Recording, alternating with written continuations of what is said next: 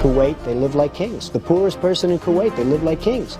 And yet they're not paying. We make it possible for them to sell their oil. Why aren't they paying us 25% of what they're making? It's a joke.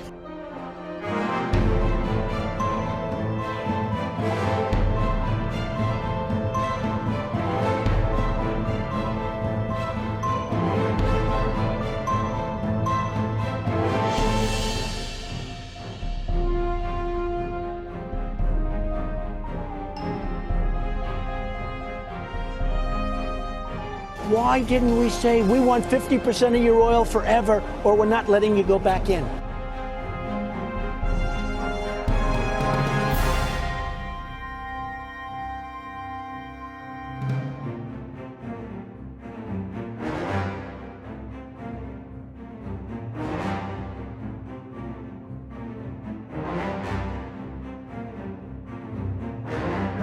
Le Dey d'Alger prend même en otage 2 équipages de navires.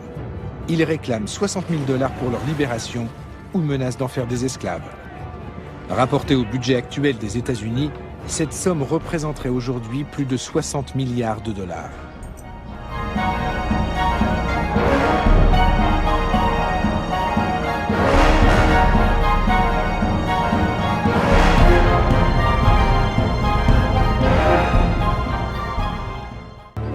Nous les avons achetés. L'Amérique a conclu avec Alger un traité de paix. Un tribut de plusieurs millions de dollars qu'on leur verse, chaque année. Une somme de l'ordre de 20% des recettes de l'État. Il y a longtemps qu'on aurait dû investir cet argent dans des forces de frappe militaires puissantes. C'est bien vrai, ça. 20%, rendez-vous compte. On aurait pu régner sur les océans. De nos jours, il paraîtrait invraisemblable que les États-Unis se laissent dicter ainsi leur conduite. Mais même pour la jeune République, l'humiliation est cuisante.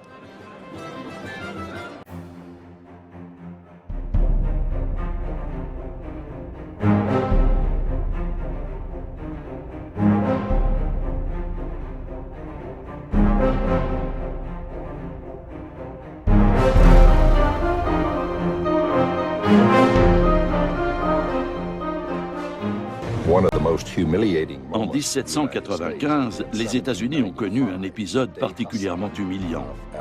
Le Dey Hassan, le régent d'Alger, a exigé que les Américains lui construisent un navire au lieu de lui verser un tribut en espèces sonnantes et trébuchantes. Il devait livrer à Alger une frégate d'une 40aine de canons doublés de cuivre. Le président George Washington a écrit qu'il en avait été extrêmement mortifié. Mais les États-Unis étaient faibles à cette époque, et le président a jugé que son pays n'avait pas d'autre choix que de s'exécuter. Il savait pourtant bien qu'avec ce navire de guerre, les Algériens captureraient de nouveaux vaisseaux marchands américains et européens. Les Américains sont piqués au vif par tant d'impertinence et décident de construire des navires encore plus rapides, conçus pour durer. En somme, meilleurs que ceux des corsaires. Les États-Unis veulent ainsi mettre fin aux conditions humiliantes du traité de paix et d'amitié qui les lie à Alger.